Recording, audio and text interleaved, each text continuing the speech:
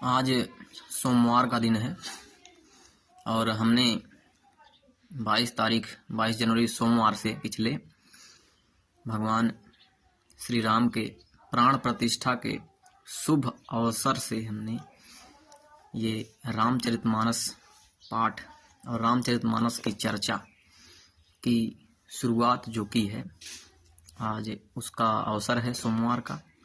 कल गीता की चर्चा थी जिसमें हमने रविवार को बनाया था, लेकिन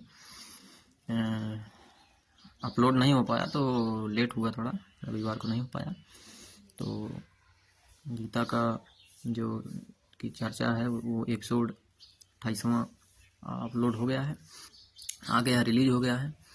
और आइए रामचरितमानस के अगले एपिसोड मतलब दूसरे एपिसोड की चर्चा शुरू करते हैं। आज सोमवार है, ये चर्चा तब तक चलती रहेगी सोमवार जब तक पूरा रामचरितमानस समाप्त हम चर्चा नहीं कर दें। भगवान की चर्चा तो अनंत है, वो समाप्त नहीं हो सकती, परंतु हम जो है रामचरितमानस की चर्चा हर सोमवार करते रहना चाहते हैं। और धीरे धीरे अध्यात्म जो है रविवार सोमवार रामचरितमानस सोमवार जब पूरा हो जाएगा तो रविवार ही चलेगा। रविवार को हमारा अध्यात्म चर्चा चलती रहेगी यूट्यूब चैनल पर, और बाकी दिन जो है पढ़ाई वाला, शिक्षा वाला चलेगा। तो आइए देखते हैं पिछले एपिसोड से आगे बढ़ते हुए रामचरितमानस में तुलसीदास जी द्वारा रचित बंदौ गुरुपद पदुम परागा सुरुचि सुबास सरस अनुरागा अमीय मोरिमय चूरन चारु समन सकल भव रुज परिवारु। तो अर्थ क्या है देखते हैं। मैं गुरु महाराज के चरण कमलों की रज की वंदना करता हूँ, जो सुरुचि, सुंदर स्वाद, सुगंध तथा अनुराग की रस से पूर्ण है। वह अमर मूल संजीवनी जड़ी का सुंदर चूर्ण है, जो संपूर्ण भाव रोगों के परिवार को नाश करने वाला है। तो क्या कह रहे हैं? कह रहे हैं कि मैं गुरु महाराज के चरण कमलों की रज की वंदना करता हूँ, और जो चरण कमलों के रज हैं वो सुंदर स्वाद कह रहे हैं, जो सुरुचि, सुंदर स्वाद, सुगंध तथा अनुराग रूपी रस से पूर्ण है। मतलब जो गुरु महाराज हैं उनके जो चरण कमलों के रज हैं वो सुंदर स्वाद, सुगंध और अनुराग रूपी रस से पूर्ण है, प्रेम रूपी रस से पूर्ण है। वह अमल मूल है, संजीवनी जड़ी है, संजीवनी जड़ी का सुंदर चूर्ण है, जो संपूर्ण भाव रोगों के परिवार को ही नष्ट कर देता है। कौन? गुरु महाराज के चरण कमलों के रज। इस दोहे में ये चर्चा की गई है। आगे चलते हैं, देखते हैं क्या कहते हैं। सुकृति संभूतन विमल विभूति मंजुल मंगल मोद प्रसूति जन मन मंजु मुकुर मलहरणी किए तिलक गुण गण बस करनी। तो इस दोहे का अर्थ व्याख्या की तरफ चलते हैं।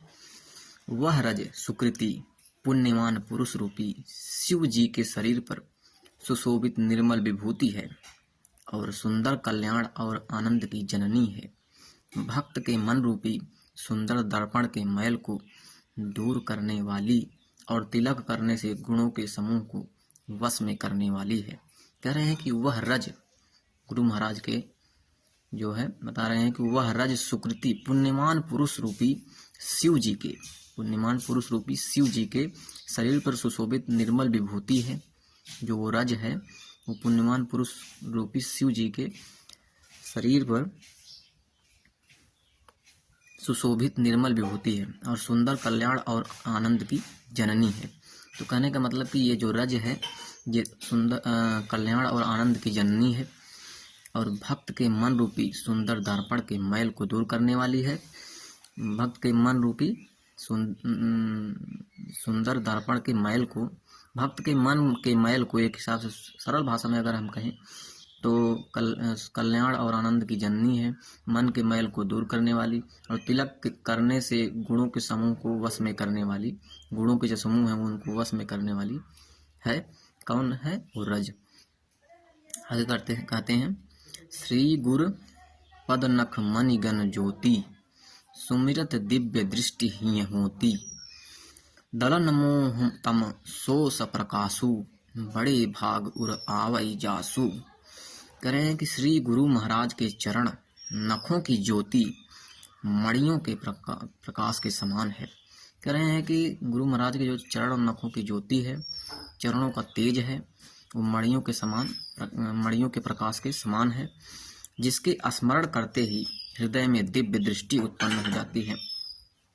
कह रहे हैं कि गुरु महाराज के चरणों का स्मरण करते ही हृदय में दिव्य दृष्टि उत्पन्न हो जाती है। तो गुरु के प्रति इतना सम्मान जो है रामचरितमानस में देखिए दिखाया गया है। जैसे कहा गया है ना कि गुरुर् ब्रह्मा गुरुर् विष्णु गुरुर्देवो महेश्वर गुरु साक्षात परब्रह्म तस्मै श्री गुरुवे नमः। तो उसी कड़ी में, उसी तरह से देखिए रामचरितमानस में इसको, गुरु प्रेम को, गुरु सम्मान को दर्शाया गया है कि हमारे जीवन में गुरु कितने महत्वपूर्ण हैं। इस भाव को इसमें, इस जानकारी को, इस ज्ञान को इसमें पूरी तरह से पिरोया गया है। कह रहे हैं कि वह प्रकाश अज्ञान रूपी अंधकार का, क्या कह रहे हैं, श्री गुरु महाराज के चरणों की ज्योति मणियों के प्रकाश के समान है, जिसके स्मरण करते ही हृदय में दिव्य दृष्टि उत्पन्न हो जाती है। वह प्रकाश अज्ञान रूपी अंधकार का नाश करने वाला है। जो गुरु के चरण के प्रकाश हैं, वो जो है अज्ञान रूपी अंधकार का नाश करने वाला है। वह जिसके हृदय में आ जाता है उसके बड़े भाग्य हैं, उसके बड़े भाग्य हैं। तो हम सोच रहे हैं कि आज के लिए इतना ही करते हैं। इसके बाद आगे से फिर अगले दोहे से शुरू करेंगे। थोड़ा हमारे हिसाब से एपिसोड थोड़ा लंबा हो सकता है, इसलिए आज के लिए यहीं समाप्त करते हैं। और फिर आगे से अगले एपिसोड में हम अगले सोमवार को चर्चा करेंगे रामचरितमानस, भगवान श्री सीताराम के चरणों में प्रणाम करते हुए। जय श्री सीताराम।